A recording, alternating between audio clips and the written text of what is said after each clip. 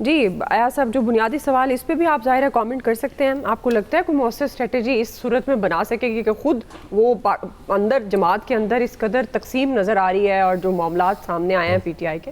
اچھا، یہ یا تو پہلی بار یہ نظر آ رہی ہوں نا یہ چیزیں پی ٹی آئی کے اندر، تو پھر تو اس پہ سوال اٹھتا ہے کوئی اسٹریٹجی بن سکتی ہے نہیں بن سکتی. ایک چیز پہ تو مخالف بھی عمران خان کے اس چیز پہ قائل ہیں، متفق ہیں کہ پی ٹی آئی عمران سے شروع ہوتی ہے عمران پہ ختم ہو جاتی ہے، اس میں کوئی دو رائے نہیں ہے. باقی یہ جو لیڈرشپ اس وقت ہے اس پہ جو الزام لگتا ہے اور وہ کہ یہ کمپرومائزڈ ہیں، اس میں بہت سے مطلب وہ ثابت بھی کرتے ہیں بہت مواقع پہ. فواد چوہدری صاحب سب سے زیادہ تنقید کرتے ہیں ان پہ. اس کی وجہ یہ کہ یہ سارٹ آف نان پولیٹیکل لوگ ہیں، پولیٹیکل لوگ نہیں ہیں جو میکسیمم اس وقت پارٹی چلا رہے ہیں. یہ بھی عمران خان صاحب کا اپنا فیصلہ تھا، ظاہر ہے کسی نے انہیں مجبور تو نہیں کیا تھا کہ آپ یہ کریں، انہوں نے کر دیا. ان کو اس وقت لگ رہا ہوگا کہ یہ وکیل شاید کیس بھی مفت لڑ دیں گے اور پارٹی بھی چلا لیں گے، لیکن وہ اب پتہ چل رہا ہے کہ نہیں، وہ تو پیسے بہت لے رہے ہیں. یہ انہوں نے تو انت کی بھی ہے. بہرحال پارٹیاں غلطیاں بھی کرتی ہیں، لیڈر بھی غلطیاں کرتے ہیں، لیکن چیزیں ایسے چلتی رہتی ہیں. جب وہ کسی اسٹریٹجی کی طرف آئیں گے تو وہ ظاہر ہے وہ بھی آپ کو نظر آ جائے گی وہ کامیاب ہوتی ہے یا نہیں ہوتی. ہر پارٹی کا لیڈر تو ظاہر ہے یہی چاہتا ہے نا کہ میں جو بنا رہا ہوں پالیسی اس کے مطابق چلے اور زبردست کامیابی ہو جائے. باقی بات ہو رہی ہے آرمی چیف صاحب کے حوالے سے جو انہوں نے کل گفتگو کی. اچھا، ایک چیز مجھے اس ریجیم کی پازیٹیو جو لگ رہی کہ انہوں نے اب ریئلائز کر لیا ہے کہ ہمیں نوجوانوں کو انگیج کرنا چاہیے. یوتھ چونکہ بہت زیادہ دور ہو گئی ہوئی تھی، اور میں یہ نہیں کہتا کہ ان کوششوں سے وہ شاید وہ قریب آ گئے، کیونکہ خالی ان سے انگیج کر کے انٹریکٹ کر کے ان کو آپ قائل نہیں کر سکتے. اس کی وجہ یہ کہ بے روزگاری اتنی زیادہ ہے اور مسائل اتنے زیادہ ہیں کہ وہ بالکل مایوس ہوئے ہیں. ابھی آپ اور میں تو خیر کہتے رہے ہیں، ابھی چیئرمین نیب نے کہا ہے نا کہ 25,000 لوگوں نے نیشنلٹی لے لی باہر کے ملکوں میں. اگر آپ $1,00,000 بھی لگائیں تو آپ حساب لگا لیں کہ کتنے ڈالرز یہاں سے چلے گئے. لوگوں نے آرام سے وہاں وہ لے لی نیشنلٹی. اگر حالات مطلب جس طرح سے ہمیں لگ رہا ہے اور گورنمنٹ پورٹرے بھی کر رہی ہے کہ جی وہ کمال کام ہو رہے ہیں، بڑی ترقی ہو رہی ہے، $40 ارب وہاں سے بھی آ رہے ہیں، اور سعودی عرب بھی بہت زیادہ انویسٹمنٹ لے کے آ رہا ہے، اس سے تو لگتا ہے کہ یہ شاید بڑی جلدی واپس آنے والے ہوں گے لوگ یہ جو چھوڑ گئے تھے. لیکن آن گراؤنڈز ایسا نہیں ہے. مطلب مہنگائی جتنے مرضی آپ دعوے کر لیں، مہنگائی کم نہیں ہے، لوگ آج بھی اسی طرح سے پریشان ہیں. بے روزگاری آپ جتنا مرضی کہیں کم نہیں ہے. جی جی، سب کے لیے اس ریاست کے لیے آج فضل الرحمان صاحب نے جو بھی تھوڑی دیر پہلے قومی اسمبلی میں خطاب فرمایا اس پہ غور کرنے کی ضرورت ہے. دیکھیں، یہ نہیں ہو سکتا کہ آپ ترقی کی طرف سرپڑ دوڑ رہے ہوں اور مسائل اتنے گمبھیر ہوں، اس کو آپ اوور لک نہیں کر سکتے.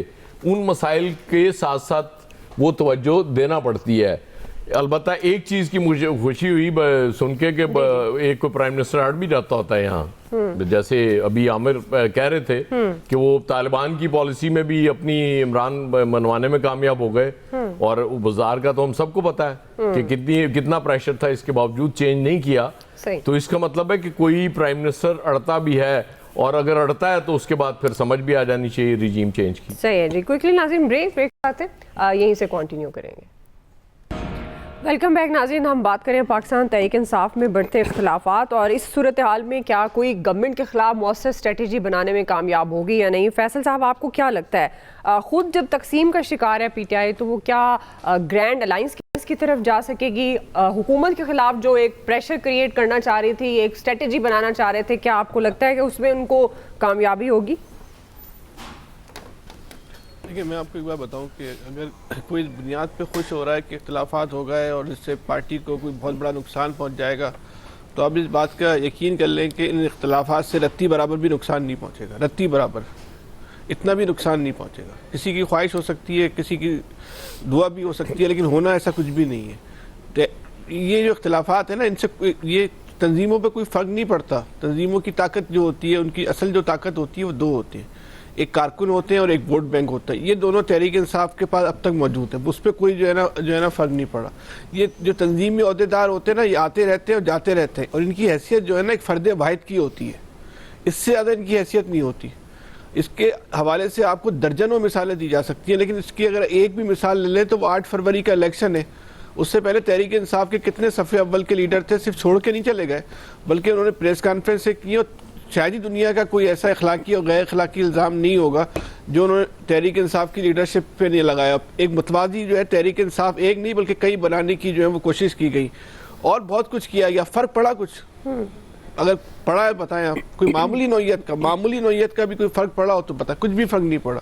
ان اختلافات سے بھی جو ہے نا کوئی فرق نہیں پڑنا. دیکھیں عمران خان کی ایک حکمت عملی ہے, یا جو پارٹیاں عمران خان کو بھی آپ مائنس کر دیں, جو پارٹیاں کبھی بھی ریاستی آپریشن کا شکار ہوتی ہیں, کسی انتظامی آپریشن کا شکار ہوتی ہیں, تو وہ ایک خاص حکمت عملی بنا کے اپنے جو غیر ضروری لوگ ہوتے ہیں پارٹی کے, ان کو عہدیدار بنا دیتی ہیں, تاکہ جن کو بھی آگے پیچھے سیٹنگ کرنی ہے یہ کر لیں, اس سے پارٹی کو کوئی فرق نہ پڑے. یہ عمران خان کی حکمت عملی ہے, بہت زبردست انہوں نے حکمت عملی بنائی ہے. جن لوگوں کو انہوں نے سامنے رکھا ہوا ہے, نہ ان کا اپنا کوئی ووٹ بینک ہے, نہ ان کی شخصیت, صرف جو نکل گئے, جن کو نکال دیا, یا جو موجود ہے, سب کی بات کر رہا ہوں, صرف ان کی بات نہیں کر رہا. ان میں کسی شخصیت میں نہ اتنا سحر ہے, نہ ان کا اتنا ہلکا عوام ہے, نہ ان کی عوام اتنی کوئی ان کی بات سنتے ہیں کہ وہ کوئی ایسا ان کے خلاف. عمران خان سے باقی لوگ بھی اگر نکل جائیں, باقی لوگ بھی سارے کے سارے, ابھی تو ایک کو نکالا ہے, باقی سب کو بھی اگر عمران خان نکال دیں تو اس سے بھی کوئی جو ہے نا فرق نہیں پڑنا, اس سے بھی کوئی جو ہے نا فرق نہیں پڑے گا.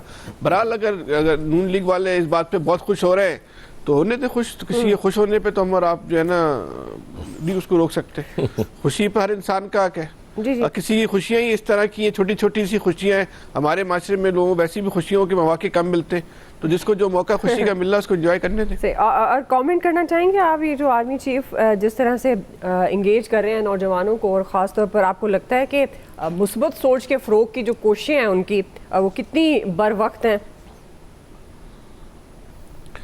دیکھیے اس کے یہ بڑا اس وقت پاکستان کا ایک حساس موضوع ہے کہ اس ملک کا نوجوان کیا سوچ رہا ہے اس ملک کے بارے میں, اس ریاست کے بارے میں, اور خاص طور پہ فوج کے بارے میں. اب یہ جو فوج نے, آرمی چیف نے یہ جو راستہ اختیار کیا ہے, یہ بلا شبہ ایک اچھی, ایک مثبت پیشکش, مثبت جو ہے وہ ایک قدم ہے, پیش رفت ہے, ایک مثبت سمت کی طرف جو ہے نا یہ پیش رفت ہوئی, یہ اچھی بات ہے.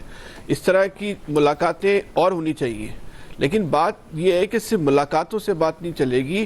اس ملک کے نوجوان جو کچھ سوچ رہے ہیں وہ ڈیٹا, ان لوگوں کے نوجوانوں کا ذہن فوج کے پاس, ایک اسٹیبلشمنٹ کے پاس, یا پاکستان کے جو لوگ طاقتور ہیں, چاہے وہ حکومت ہے, چاہے وہ انفرادی حیثیت میں یا اداروں کی حیثیت میں, جو بااثر ادارے ہیں, ان سب کے پاس وہ ایک پیپر کی شکل میں ہونا چاہیے. اس ملک کا 65% ہے نوجوان. ان کی سوچ سے یہ ریاست کو, حکومت کو اور ملک کو آپ